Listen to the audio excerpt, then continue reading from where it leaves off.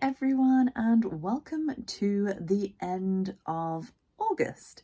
Yes, I am wearing a jumper, but it is August, or the end of August. It's very quickly becoming winter here. Anyway, I am Michelle. This is Michelle Reads and Vlogs. Thank you very much for joining me today for us to go through what I read in August. So starting off with the beginning of the month, I read Open Water by Caleb Azumah Nelson. I actually read this even though I've owned it for a while. I read it because I went on a trip to London on the train and I thought, you know what, I need to take the smallest book I own because I was carrying a backpack around. I did not have any proper luggage. Everything I had was going to fit into this little backpack. I was like, I need to take a book. What's the smallest book I own? And it was this one. It is 163 pages long. So this is about a young black couple who live in London and they meet in London, and it's all about how their kind of lives entwine in this relationship, but also kind of talking about their blackness and how that plays a role in their lives and the entanglement of their relationship and their thoughts and feelings. A few things happen, and it was generally just a really beautiful read.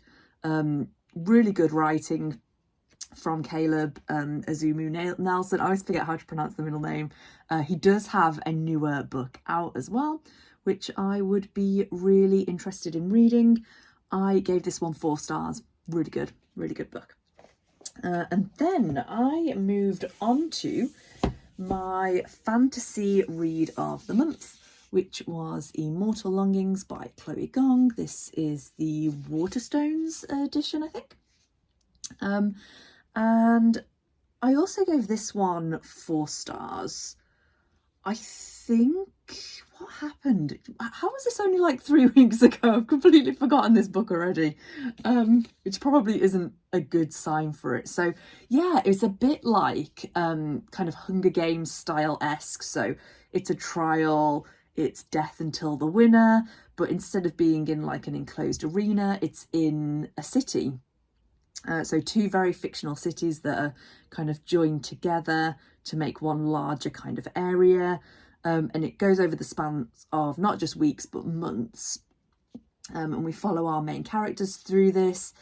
And yeah, I think whilst I was reading it, I was a bit like, they could have done so much more with this. Like I was expecting more.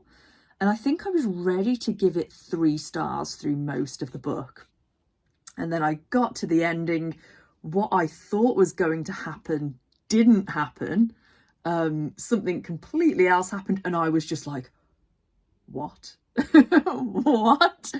And honestly, this will be a series and I will be reading the next book as soon as it is out. So yeah, in the end, pretty good, 4 stars. As I say, look forward to her bringing out another one. So then I moved back away from fantasy and to a book that I'd wanted to read for a very long time, Magpie by Elizabeth Day. And this was actually one of the books for the book club that I'm in, not this month, I think last month. And I was a little bit behind and I was like, do you know what? I really should read this book and catch up. And so I did. So this one ended up being a 3 star. I don't want to say too much because I don't want to spoil it. I really enjoyed the first third of the book and where it went. And then when the twist happened, I was like, oh my days. And then it just kind of lost it to me. I felt like the second half was a completely different book. Like completely different story, completely different vibe. And I kind of almost wish maybe it was 2 books, like a sequel kind of thing, or that it had just been either one or the other, because the kind of 2 parts of the book didn't really gel. We were in this kind of headspace from the first part, and then the twist where you're like, oh my days. And then, yeah, it just kind of didn't really go very far or very fast. And I think when you're a fantasy reader, or in most books, you know, the author builds you up to the ending and grips you in. And it was kind of the opposite. But still good, still enjoyable. I gave it 3 stars, you know, good book, just not what I wanted from it, but yeah, still good. Then I read an audiobook, The Martian. I don't actually have a physical book for this. I thought I did, but I don't. So in the stack, I just represented it with another random book. But yeah, I read it. I listened to it on audio, on Audible. And I love listening to sci-fi on Audible. I don't know what it is. I think it's like the narration. But yeah, I really liked it. I've basically listened to the other 2 main books of Andy Weir's over the past couple of months. So I've listened to Artemis and to Project Hail Mary and absolutely loved both of them. And I think what was putting me off with The Martian is that I've seen the film so many times. I love the film. But yeah, do you know what? I really enjoyed the book still. It took me a while to get through. I don't listen to audiobooks quickly, but I did really enjoy it. It did live up to what I wanted after having listened to Andy Weir's 2 other books. So I gave The Martian 4 stars. Next, I am preparing for V.E. Schwab's new book to come out in September, The Fragile Threads of Power, which is basically the next book in the Darker Shades of Magic series. Now, the thing is, I'd never actually read the Darker Shades of Magic series, and I know I say I'm a V.E. Schwab fan, so I was like, I better get into it, I better read these. So I read A Darker Shade of Magic. So this follows 2 main characters, Lila Bard and Kel, whose surname I can't even remember. Does he have a surname? Anyway, Lila and Kel, and through these worlds, which are almost different versions of London. So you've got Black London, White London, Red London, Grey London, and they're almost like alternative dimensions or universe.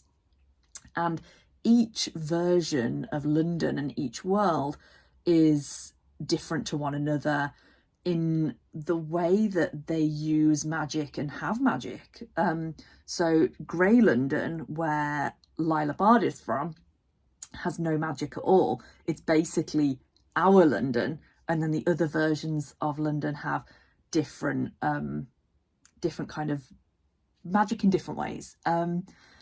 Yeah, so I read through A Darker Shade of Magic, which is the first book of the original trilogy, which sees Kel and Lila meet and how she basically gets to his London. And yeah, I really enjoyed it. I gave it 4 stars. And this is kind of the opposite of Magpie, where there was no build-up. V. Schwab is the master of creating the plot and the outline of the story before she writes it. So she's mentioned this in interviews, that she starts in a very slow way. She gets you to know the world, you get to know the characters before it kind of builds up to plot. And yeah, it was very good, 4 stars. And then I also managed to read the second book in the trilogy, A Gathering of Shadows. So this sees Lila in Red London, in Kel's world, and what happens next in their story. I don't want to give too much away in case anybody hasn't read it and wants to read it. Yeah, and again, very similar in that kind of slow start, getting you to know all of the backstory, what's happened in the 4 months between book 1 and book 2, and then it builds up, and then by the end, brilliant, explosive. Really enjoyed this one, and I actually gave it 5 stars. Was tempted to go back and give A Darker Shade of Magic 5, but yeah, this was definitely a 5-star read. And then for some reason I've not brought my current book up with me, but It's probably not a shock to learn that it is the third book in the Darker Shade of Magic series that I have made a start on, so A Conjuring of Light, and I am a good 100 pages into that, and it's out of like 600, so yeah, I will roll that over to September.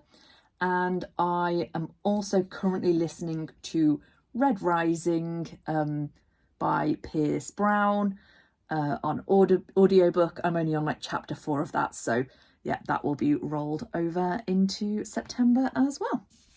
So quite a good reading month for me. I'm just gonna pop this random book back into the stack. And very varied. Good for me to have read 3 fantasies and 1 sci-fi. Yeah, and then kind of Open Water and Magpie as well. Usually I read a lot more kind of mainstream fiction. But yeah, really enjoyed this reading month. Have you read any of these?